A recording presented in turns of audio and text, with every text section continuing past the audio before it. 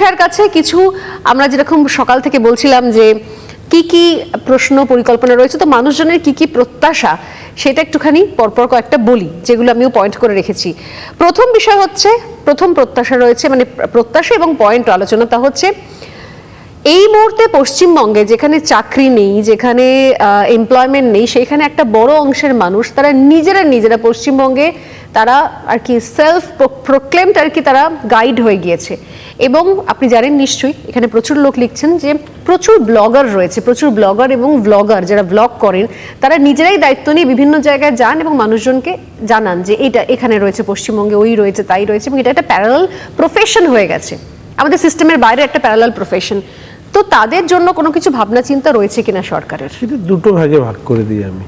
এক হচ্ছে যে এক্ষেত্রে গাইড যারা, তাদের জন্য আলাদা ট্রেনিংয়ের ব্যবস্থা করা হবে এবং product related training. Tourism agency তারা বিভিন্ন ধরনের বিষয় মানুষের সামনে রাখবে এবং সেই অনুযায়ী ট্যুরিস্ট আসবে। ধরা যাক কেউ হয়তো ভালো বাঁচতেই পারে, আমি যেরকম একটা লেখকদের নিয়ে বললাম, ঠিক একইভাবে কেউ ধর্মীয় স্থান তারা এক্সপ্লোর করতে চায়, তাহলে আমাকে গাইড তাকেই করতে হবে যে যিনি জানেন তার মাহাত্ম্য, তার ইতিহাস, তার গড়ে ওঠা। তাহলে এটা একটা পার্ট। দ্বিতীয় বিষয় হচ্ছে ট্যুরিজমের সাথে লোকাল হ্যাবিটেট, মানে যারা স্থানীয় বাসিন্দা তাদেরকে যুক্ত করা। আমার একটা ব্যক্তিগত অভিজ্ঞতা হয়েছে যে হোমস্টে, এটা যে কনসেপ্টে তৈরি হয়েছিল সেটা লোকাল ইকোনমিকে বুস্ট আপ করতে পারতো।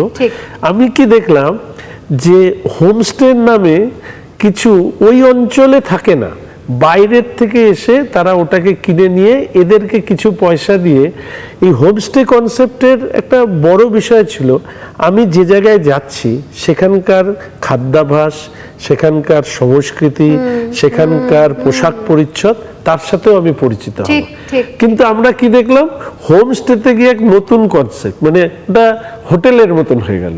মানে সেখানকার খাদ্যাভ্যাস, সংস্কৃতি, সেখানকার পোশাক পরিচ্ছদ, সেখানকার ভাষা, তা নিয়ে যে একটা কিউরিসিটি মানুষের ছিল সেটা থাকলো না। আমরা তো হোমস্টেটা তো সেই জন্য করিনি, অর্থাৎ পরিবারের মালিক থাকবে, তারা যেভাবে খাওয়া দাওয়া করেন, পোশাক পরেন, তারা যে ভাষায় কথা বলেন, তার সাথে যে ট্যুরিস্ট আসলো তার একটা ইন্টারঅ্যাক্টিভ রিলেশন তৈরি হোক।